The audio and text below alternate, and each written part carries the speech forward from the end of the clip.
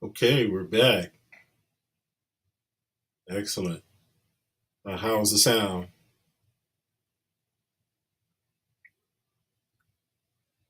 Any better?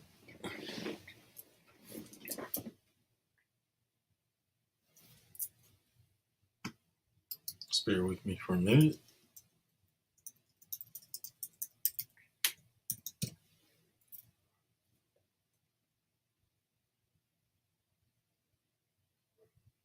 You guys hear me well out here?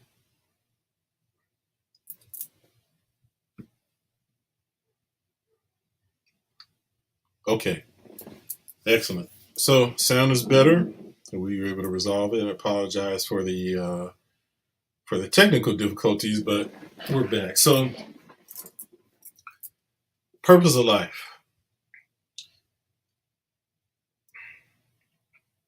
There's a lot of there's a lot of speculation about what the purpose of life is, and I want to discuss it in terms of the study I've engaged in over probably like 30 years of spiritual study. Also, from the insights that I gained from my own spiritual teacher, Satguru Amma, which has provided a significant um, enlightenment to my spiritual understanding since I was introduced to her. And then also just from my own personal life experiences and observations. And it's important really as we go through life to be able to reflect upon our experiences because the experiences really give us some insight and actually validate the uh, spiritual teachings and spiritual principles that we learn if we're paying attention to them. So many of us will see life as a pursuit of happiness, which is actually true to a certain extent. The problem is when we look at it from the perspective of the pursuit of happiness, is that what we perceive as being happiness, for the most part, isn't the source of happiness. And so we find as we go through life under the pursuit of happiness, often find ourselves disappointed when we attain the things that we believed would bring us that happiness. We typically will focus on things that are external to ourselves.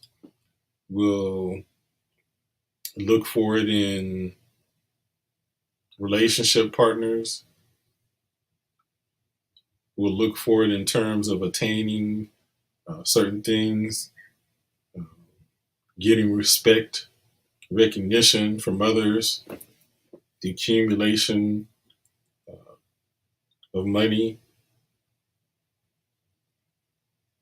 accumulation of things. And, often we'll find that those things bring us some pleasure and happiness on a temporary basis. But we'll ultimately find that happiness eludes us and that the effect of the happiness that we get from when we achieve those things um, is fleeting. It goes away, it wears off. And that very experience of what I just described is part of the purpose of life, is to really show us that all those things do not bring us happiness. So that's part of the journey, part of the purpose, uh, is for us to come to that realization that whatever happiness and joy that we attain from those things or people that we accumulate in our lives uh, is not what we're looking for. The spiritual teachings ultimately teach us that what it is that we are looking for, we've had all along. So, what do I mean by that? Imagine that we've been we've been placed in these physical bodies, these avatars, if you will, and we've been given our minds in order to process things in this physical realm. But upon doing so, upon us inhabiting our physical bodies, we lose sight of who we are. Before the before we inhabited these bodies, and going back to even the period before creation,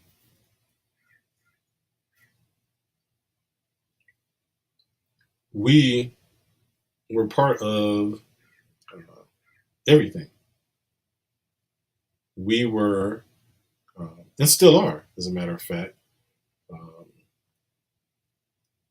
part of consciousness, God, if you will.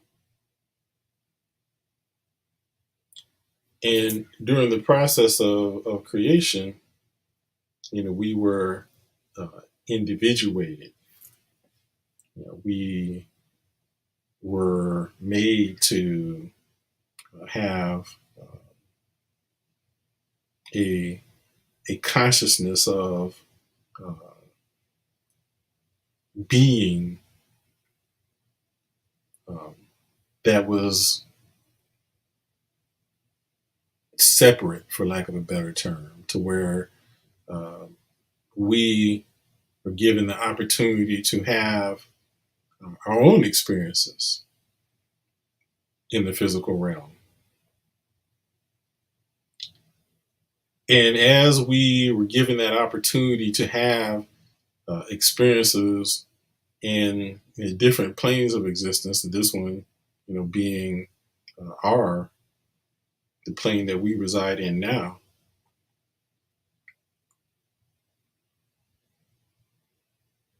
the objective is for us to be able to find our way back and to come back to the realization that the perspective of being separated from consciousness is just an illusion.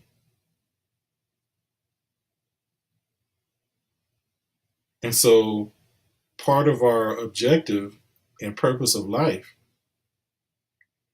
is to remove from us the impediments to our eternal consciousness.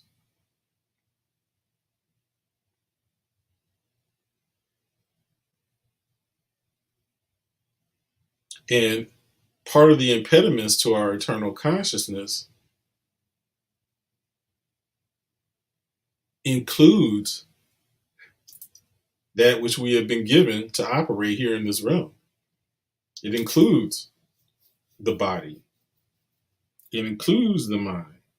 Those are the very things that are our primary impediments to attaining oneness and uh, universal consciousness, to bring us back to uh, where we began and where we really never left. Is really just a change in perception. And so what's happened to us is we've gone through, as we've experienced this incarnation, we've been mired in a state of temporary, uh, what is the word? Amnesia. Temporary amnesia. We've forgotten who we are.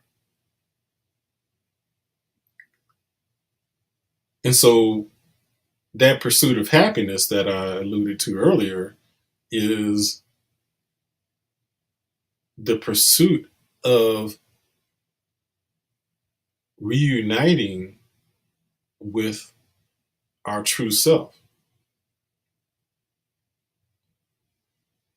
becoming consciously aware of who it is that we truly are, being conscious of the fact that we are eternal, eternal consciousness, that we are not this physical being. We are not our minds. And it is our identification with our physical being, with our senses, with our mind, with our thoughts that that impede us from being able to realize who it is that we are. So the spiritual teachings and the spiritual practices that have come down to us have been given to us to help us to transcend our identification with our physical being and with our minds. And so those of us who have engaged in any kind of spiritual practices, uh, such as meditation or yoga, and the meditation is part of yoga. But part of the purpose of both of those practices is to help us to transcend our mind, to still our minds, to help us to withdraw our identification with our physical being, to withdraw our identification with our minds. Uh, and so that's why we sit in the silence of meditation, because it's the operation of our mind, the flow of our thoughts that act as an impediment to us being in alignment with spirit. And that's why when I was talking about, even as I was approaching doing the show tonight, it was my identification with myself, thinking about what I have to do, what I am going to say, that separated me from consciousness, separated me from spirit, because I'm focusing on me as being the doer, me as being the one who is acting. And that is the manifestation of the ego, and ego being representative of our sense of separate consciousness. That is basically what ego is. When we speak about ego in the spiritual parlance, it's our identification with our physical being and perception of it being something that's separate. So when we talk about I and me, we're separating ourselves from everything uh, in existence, and it brings us into a really uh, selfish type of focus, right? And so when we say, I don't feel like, doing something. In fact, there was, my mind was even, going through, I don't really feel, up to, doing uh, this, doing the show. You have those thoughts. I have those thoughts, and I think all of us, have similar type of thoughts. Uh, but it's all really just focused on our identification with our physical being, with our minds, and so everything flowed as soon as I got out of the way and stopped thinking about me being the doer, me being the one who is going to be in speaking and imparting the wisdom, rather than recognizing that it is for me to surrender and allow myself to be a vessel for the messages that spirit wants to impart. So it's just really getting out of the way, surrendering. Okay. And so the purpose of life is for us to go through all these different experiences to come to the realization that the experiences are fleeting. All the things that we have pursued with the objective of being able to attain happiness, we go through that experience to come to the realization that, hey, well, I went through all this and it hasn't made me happy. Everything that we've been conditioned to believe will result in us being happy uh, has not gotten us there, and so we go through these experiences over and over again. We'll go through them, in different lifetimes. We'll go through them in the current experience of life. And we will repeat many of them. Circumstances change, the people that we interact with will change.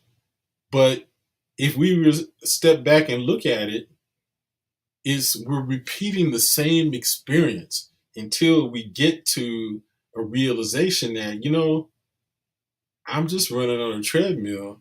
I'm repeating the same thing and I'm getting the same result. I'm still not happy. I've changed relationship partners. I changed my focus on what it is that I want to accumulate or achieve. I've achieved some of the things that I was told would bring me happiness. I've gotten uh, my degree. I've attained to a certain status in life. Uh, I've accumulated certain things, at some point, as we continue to go through these experiences, we get to the point where we realize that whatever joy that we got out of it was really just empty. It wasn't really something that lasts.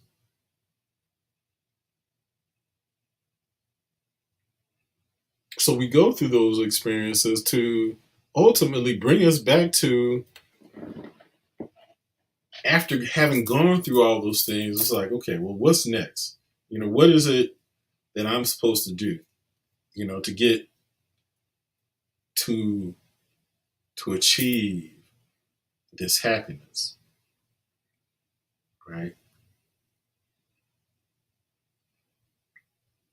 Where do I go now? Right. And so, as I've even, just reflected on, my own, personal journey, I've come to the realization that, many of the things that I had pursued, um, in order to attain happiness has not brought me what I expected from it. It didn't really bring me uh, happiness.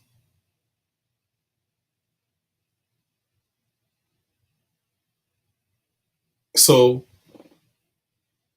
I mean, and that's part of the purpose, is like, just we have these experiences to wake us up and to bring us to a point where it's like, okay, I realize that these things are not designed to bring happiness to me. It's not that we shouldn't have some things, but we should not look at them as a source of happiness. We should not look at that as an objective of our lives. We have certain things to enhance our experience, make us more comfortable, but that's not what we're here for. So ultimately, the objective and purpose of life is to transcend the illusion that anything external to us will bring us happiness. That the true source of happiness is our reconnecting with spirit, and the experiences are designed to get us to the point where we finally decide that we want to stop that pursuit and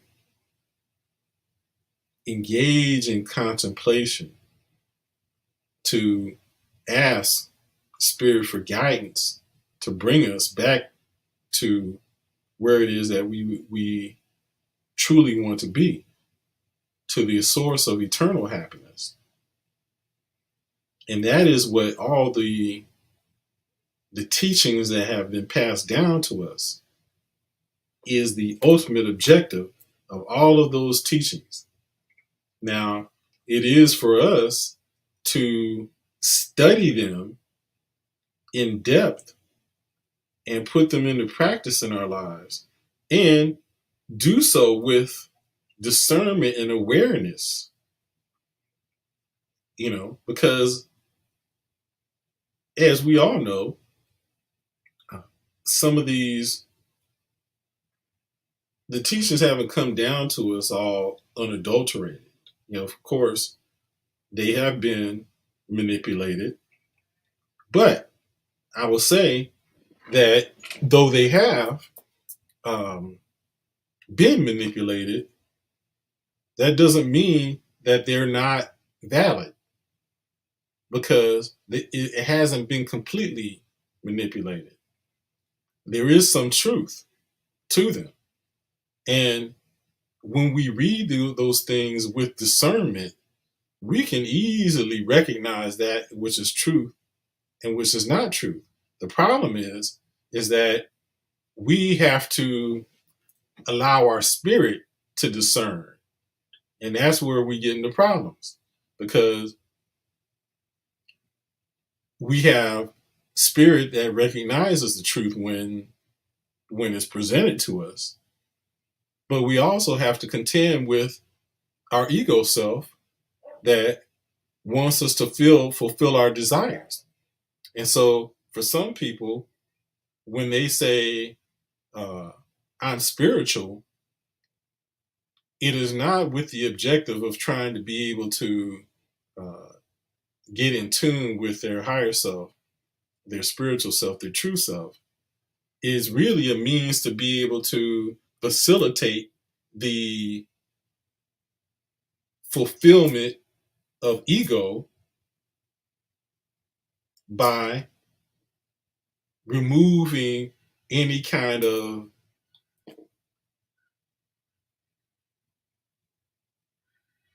directions, uh,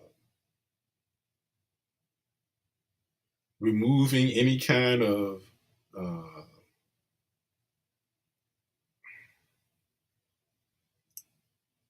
restrictions on our behavior,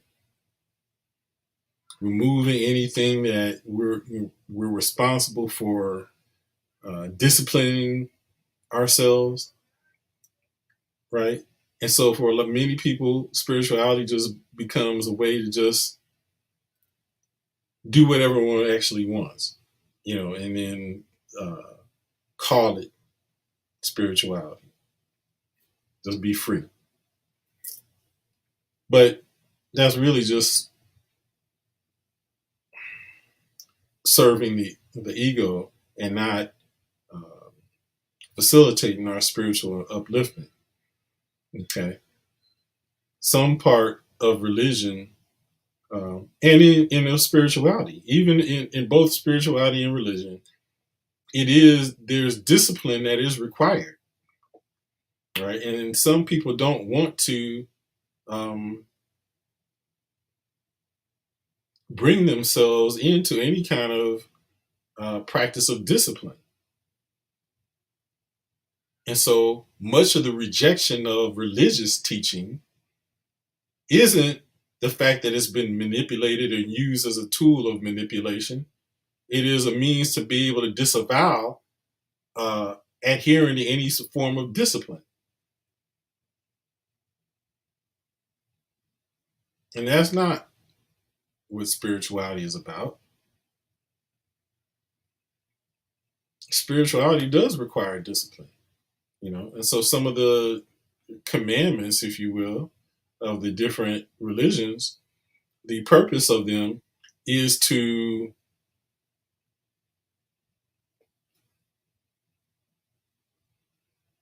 prevent us from engaging in things that build up attachments in us, right? And so they admonish us to avoid engaging in certain things so as not to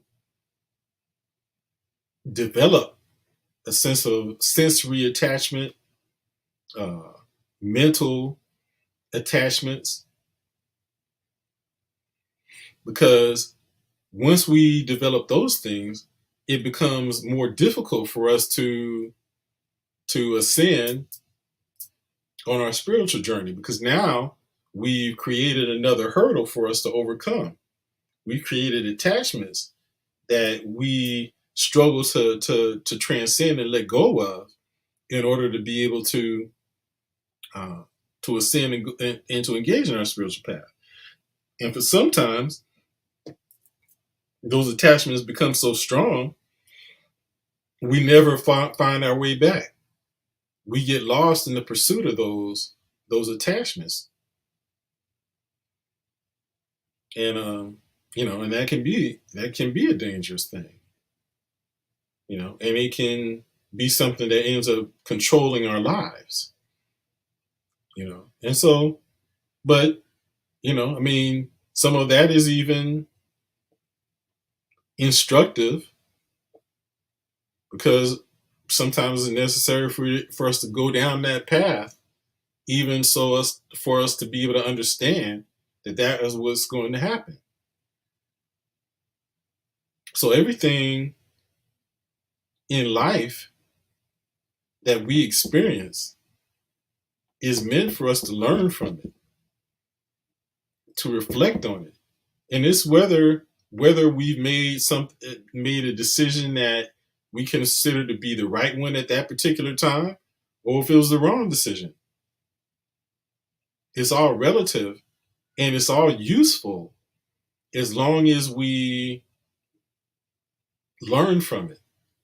Things that we might consider to be negative experiences can be useful if we reflect upon it, and there's great wisdom to be gained from it.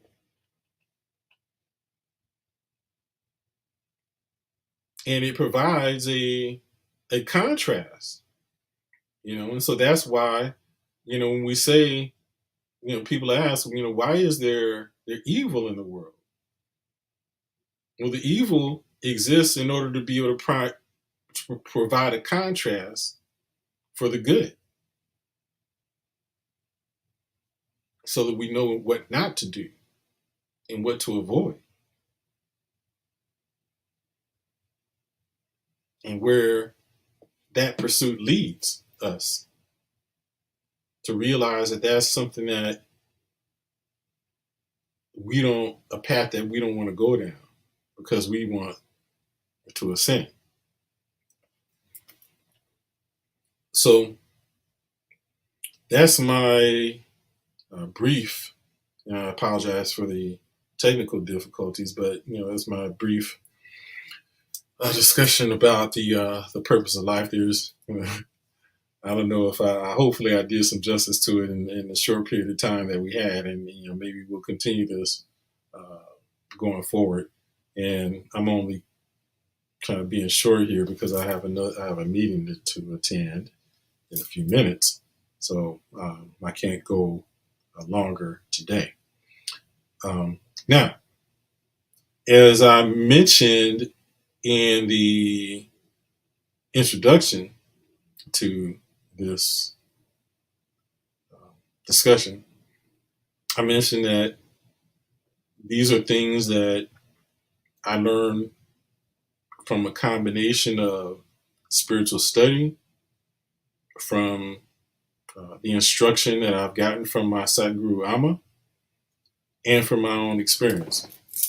And I want to point out that Amma, my Sadhguru, my teacher, who I've learned a great deal and has really escalated my spiritual journey, she is coming to Southern California.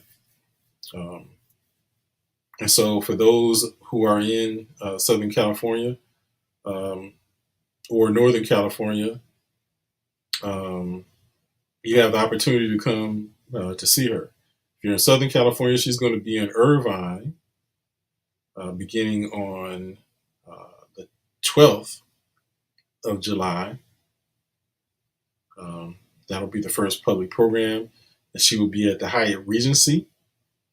So I encourage everyone to come and meet Amma and see what it is to be in the presence of a spiritual master, someone who has attained enlightenment, someone who is in the state that we want to attain to. Just feel the presence of being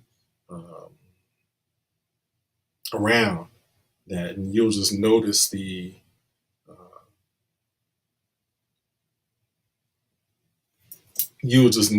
vibration, the high vibrational level.